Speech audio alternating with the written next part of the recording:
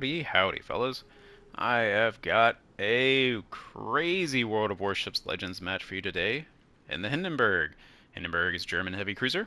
It's got good HE, it's got fantastic AP, 12 guns with pretty stout reload, pretty good accuracy.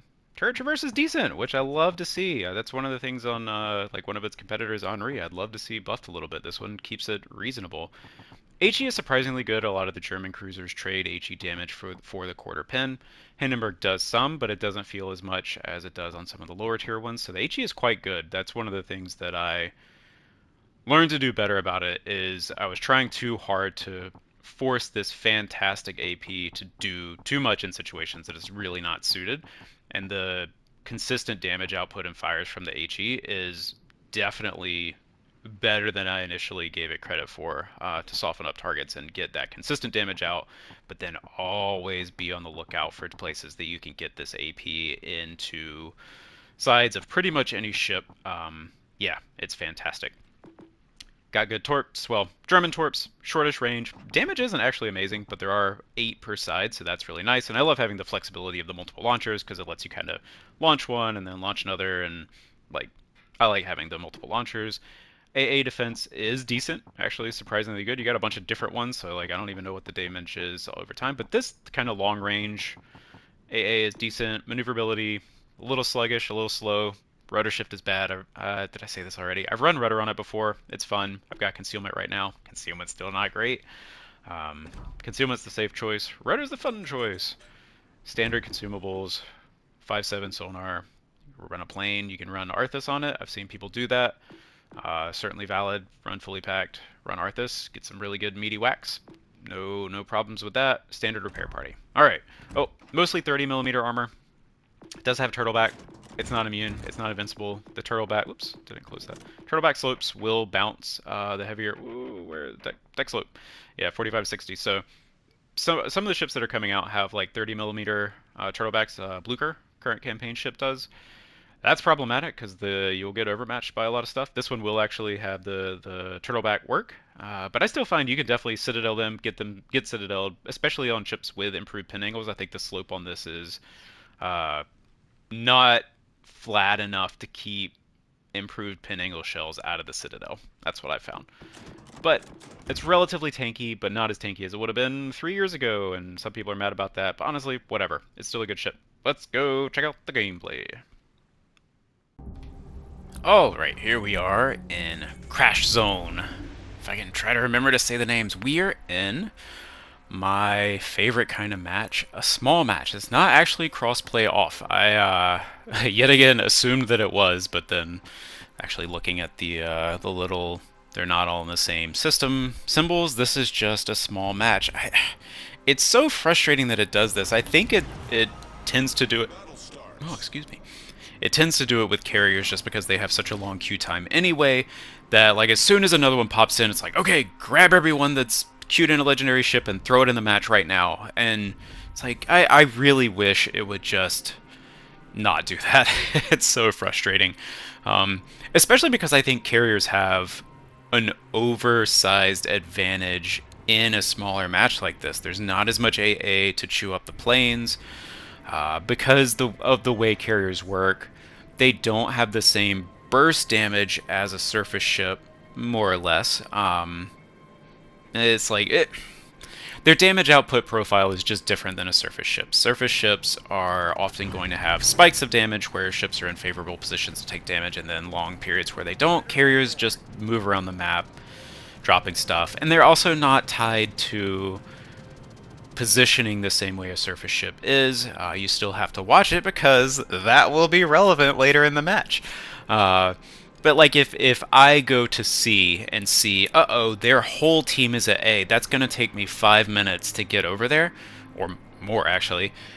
The carrier just launches its next squadron and heads to A. Like, I got, somebody asked, I was talking with someone about that recently, and they're like, you don't play carriers, so you obviously don't know how important position is. It's like, dude, I'm not saying that positioning doesn't matter for carriers, both the ship and the drops, but if you think that carriers are not limited by position in the same way that surface ships are, like, I don't know what to tell you because, yeah, like right now, I'm at B. It takes me multiple minutes to go to any other cap. Right now, the carrier squadron is at B.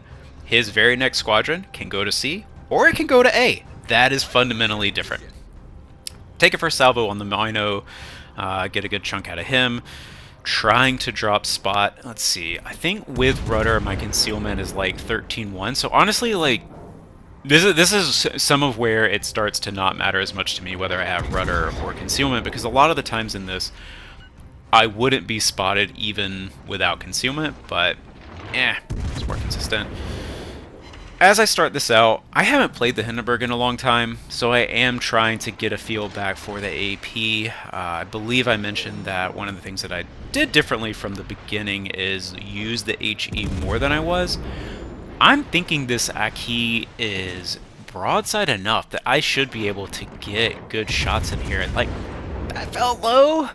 I remember being frustrated with the shots that I take on this ship of like, ooh, is this going to be one of those kinds of matches? And maybe it is. Our Vermont goes down. We were kind of going in together, but I think he just tanks the whole team. That's a bit of a bummer. And I'm getting a lot of shatters, a lot of like, oh yeah, like 1 pin, 3 overpins. I remember that salvo in particular, and I'm like, This isn't feeling good. Like, did I? Oh no. Okay, let's switch to the HE. Oh, I'm spotted. I just at this point in the match, I'm like, this might be a loss. This feels like one of those matches where my stuff just isn't quite working. The team isn't quite on the same page. We've got our 2 ships over here at C that are kind of hiding from the stuff they're engaging. I've got 3 ships here at B. I'm kind of by myself because the Vermont went down. Even though I got a good chunk out of the Mino at first, I can't really go in and finish him off because there's 2 capital ships right behind him, and I'm just, oh no, oh dear, this feels bad. But, as always, we keep fighting, you can't give up, you can't just be like, oh, this got a little hard and people didn't do exactly what I wanted, I'm gonna quit. Keep going. So, for me right now, I'm hoping that this Brisbane will turn in. That's honestly one of the reasons I'm not shooting at him, is I hope he will not take note of me, even though he did see me and shoot at me earlier. Just kind of think that I'm not really here waiting for him, and turn in, had the AP loaded, but he stops instead, so it's like, alright, fine. Take a few salvos at him, but again, like, oh, I hate when it does that. Unimpressed with it, knock a turret, but fine. Like, just, I don't know, the beginning of this match, I've done some decent damage, but it still just feels like, uh-oh, did I forget how to play Hindenburg? This is how I felt a lot of the times in some of my early matches, that it just didn't quite feel like it was getting the damage output that I wanted. But we switched back to the HE, especially at this long range. Even though the Montana is broadside, I just, not quite feeling it. But this is where I learned to just go with the HE sometimes. If the AP isn't doing what you want, the HE is so consistent and really is better than it feels in a lot of the other German cruisers. If I'm forced to spam HE in mines the whole time, I'm not having a good game. It's a little bit different for me in Hindenburg. I tend to like AP more anyway. But yeah, that's, if you have it. Actually, just to touch on that, I don't like the way that they implemented this, the like limited time for a ship that really is the pinnacle of the tech tree. It just feels bad that if you didn't get it, you can't get it. Like, why do they do that? Same with the Kremlin. I'm not, or actually, not even why did they do it. I understand why they did that, but like, couldn't they have done it with a different ship? I feel like those marathons should be some kind of unicorn something or other, but it is what it is. No use crying over spilt ships. Yay, we managed to get overpins from that salvo. I believe that's a main over there, not a Montana, so he's got a few less guns, which is nice. And again, to the sentiment previous in the match, like, I'm looking at you can see his health right there, our battleship is low health. I'm just not loving, like, how this match is going. I got 100,000 damage, but that's not a lot of it is on battleships. Some on the cruiser, but it's not amazing. Ooh, yep, Citadel in Brisbane, that's nice, that's nice. But right now, like, I'm not doing enough to carry this match, and my team's not in a position to carry the match either. Our ship got sunk over there at A. He did kind of push around, like I kind of like what he was doing, but then because we lost the Vermont so early at B and because everyone else is over here, he got left alone versus 3 ships, and like, again, there's only so much you can do about that, so ugh. Brisbane is finally broadside.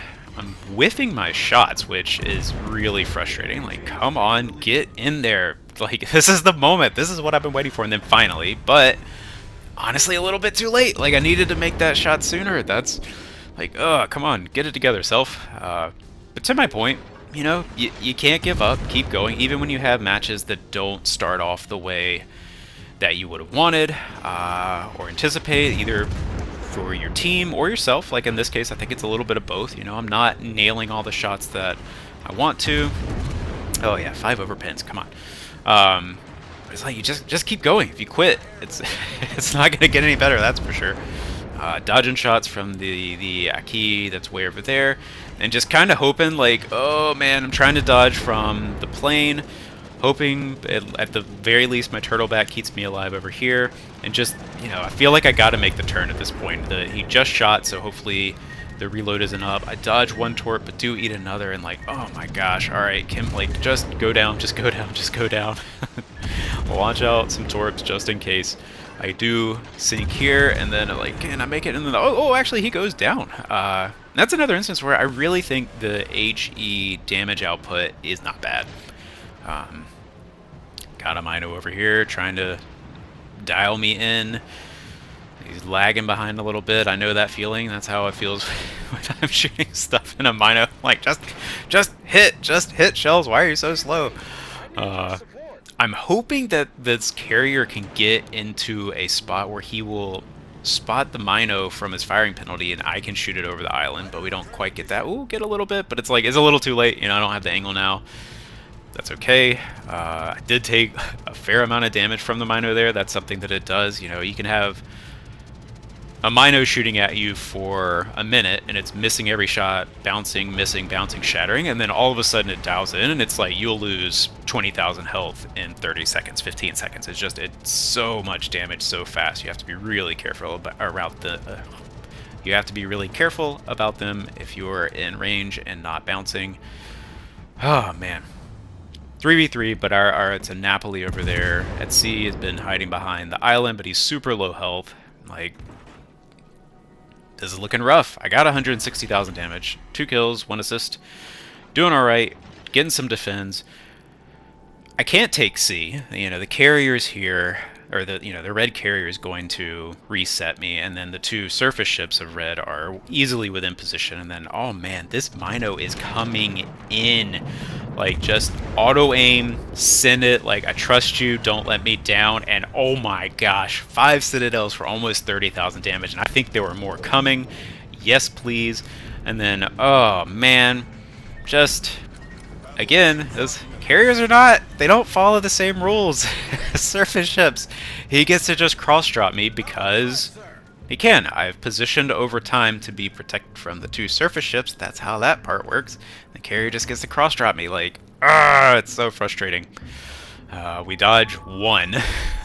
One of his torpedoes. I think maybe if I had just gone full, I might have dodged a second one. Even then, I'm just not sure. Like, it's just not fast enough to do that. So we've got a nearly full health Aki at this point. Like, well, shoot. Small match. Our Napoli's taking C. That's nice, but the carrier's on me. Like, he's gonna sing me. My best bet is if I can get close in on the island, so he has to go north of me to drop on my side, and then between my AA and the carrier's AA, like, hopefully he'll at least have a small squadron, won't get to drop the whole thing. It looks like maybe he has lost enough planes that he's struggling to field full squadrons at this point. So that's my positioning here. Also to maybe get something on the Aki, and then lo and behold, the enemy carrier has pushed all the way through A. Like, oh my goodness. There is no reason for him to be here. They have this match.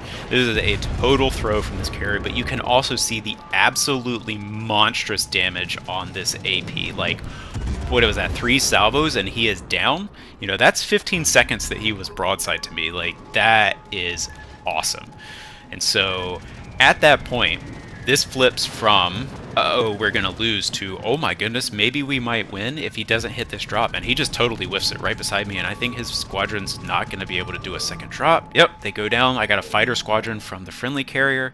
My AA's doing it, and like, oh man, we're still in trouble, but this just suddenly flipped to a winnable match, and that is awesome. That carrier absolutely dropped the ball. Like I said, positioning on carriers does matter, but also there's literally no reason for him to be there. He could have capped A safely on the other side of any of those islands. He does not need to be there.